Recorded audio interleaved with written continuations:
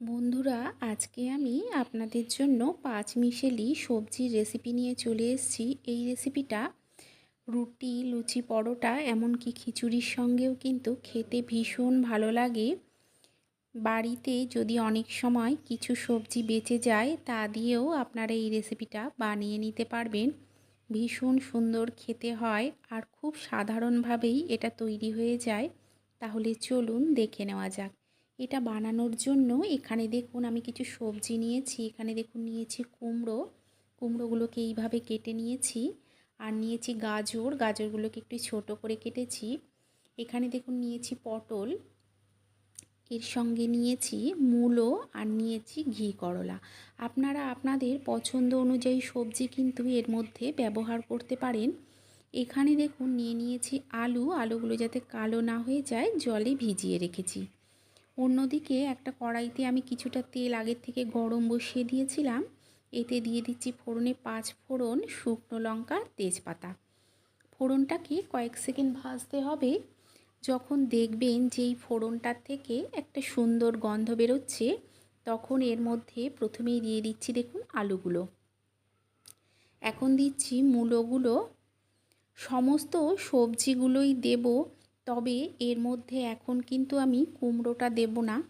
কুমড়োটা কি হয় অল্প সময়ের মধ্যেই নরম হয়ে যায়, তাই কুমড়োটা ছাড়া বাদবাকি সমস্ত সবজিগুলো দিয়ে দিয়েছি। কুমড়োটা থাক। এখন এর মধ্যে দিয়ে দিচ্ছি লবণ আর এর সঙ্গে দিয়ে দেব হলুদ। লবণ আর হলুদ দিয়ে সবজিগুলোকে ভালো করে মিশিয়ে নিতে হবে। এই সময় গ্যাসের ফ্লেমটা আমি মিডিয়ামে রাখবো। মিডিয়ামে রেখে সবজিগুলোকে লবণ হলুদের সঙ্গে ভালো করে মিশিয়ে নিয়ে গ্যাসের ফ্লেমটাকে লোতে করে দেব। লোতে করে দিয়ে ঢাকা দিয়েই সবজিগুলোকে কিছুক্ষণ হতে দেব। কিছুক্ষণ পর আমি ঢাকাটা তুলে নিচ্ছি। সবজিটা দেখুন অনেকটা কিন্তু নরম হয়ে চলে এসছে। একবার ভালো করে মিশিয়ে নিয়ে এখন দিয়ে দেব কুমড়োটা। কুমড়োটাকে দিয়ে সবজির সঙ্গে দেখুন খুব ভালো করে মিশিয়ে নিচ্ছি। এই মেশানোর সময় গ্যাসের ফ্লেমটাকে আমি মিডিয়ামে করে দিয়েছি।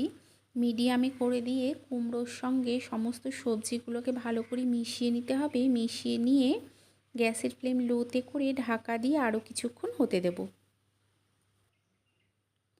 আরও অল্প কিছুক্ষণ আমি ঢাকা দিয়ে এটাকে হতে দিয়েছিলাম। সমস্ত সবজিগুলোই বেশ কিছুটা দেখুন নরম হয়ে গেছে। ঢাকা দিয়ে যদি তৈরি করা হয়, সবজিগুলো অল্প সময়ের মধ্যেই নরম হয়ে যায় আর এর ভাজাটাও কিন্তু খুব সুন্দর হয়। এই সময় গ্যাসের ফ্লেমটাকে লো টু মিডিয়ামে করে সবজিগুলোকে কিছুক্ষণ ভেজে নিতে হবে। সবজিগুলো যদি একটু ভালো করে ভাজা হয় তবেই কিন্তু এই রেসিপিতে খেতে ভালো লাগবে। দেখুন সবজিগুলোকে আমি কিছুক্ষণ ভেজে নিচ্ছি। অল্প কিছুক্ষণ এই সবজিগুলোকে ভালো করে ভেজে নেব। ভেজে নিয়ে এর মধ্যে দিয়ে দিচ্ছি দেখুন 1 চামচের মতো আদা বাটা, 1 চামচ জিরে গুঁড়ো, দিয়ে দিচ্ছি অল্প একটু ধনে গুঁড়ো আর দিয়ে দিচ্ছি হলুদ গুঁড়ো। এর সঙ্গে দিয়ে দেব লঙ্কার গুঁড়ো। সমস্ত সবজিটাকে কষিয়ে নেওয়ার জন্য দিয়ে দিলাম অল্প একটু জল। জলটা দিয়ে মশলার সঙ্গে মিশিয়ে সবজিগুলোকে কষিয়ে নিতে হবে। এই সময় গ্যাসের ফ্লেমটা লো টু মিডিয়ামে রেখে সবজিটাকে কষাবেন। কষানোটা ভালো হবে। মশলার কাঁচা গন্ধটা সম্পূর্ণ চলে যাওয়া অবধি এই সবজিগুলোকে কষাতে হবে। তবে গ্যাসের ফ্লেম কিন্তু একেবারে হাইতে করে কষাবেন না। তাতে কি হবে, মশলার কাঁচা গন্ধটা থেকে যাবে, তখন খেতে ভালো লাগবে না। এই সময় এর মধ্যে দিয়ে দেব কয়েকটা চিড়ে নেওয়া কাঁচা লঙ্কা। কাঁচা লঙ্কাটাকে দিয়ে আরও কিছুক্ষণ এই সবজিটাকে আমি কষিয়ে নেব। দেখুন আরও কিছুক্ষণ আমি এই সবজিটাকে কষিয়ে নিচ্ছি। এটা আমার ভালো মতো কষানো হয়ে গেছে। এখন এতে দিয়ে দেব জল। জলটা দিয়ে এর মধ্যে দিয়ে দেব স্বাদ অনুযায়ী লবণ। লবণ দিয়ে ঢাকা দিয়ে সবজিগুলোকে সেদ্ধ হতে দেব। কিছুক্ষণ পর আমি ঢাকাটা তুলে নিচ্ছি। সমস্ত সবজিগুলো ভালো মতো সেদ্ধ হয়ে গেছে। একবার ভালো করে মিশিয়ে নেব। মিশিয়ে নিয়ে দেখে নেব সবজিটা সেদ্ধ হয়েছে নাকি। সমস্ত কিছুই ভালো মতো সেদ্ধ হয়ে গেছে দেখুন। এই সময় এর মধ্যে দিয়ে দেব আমি মিষ্টি।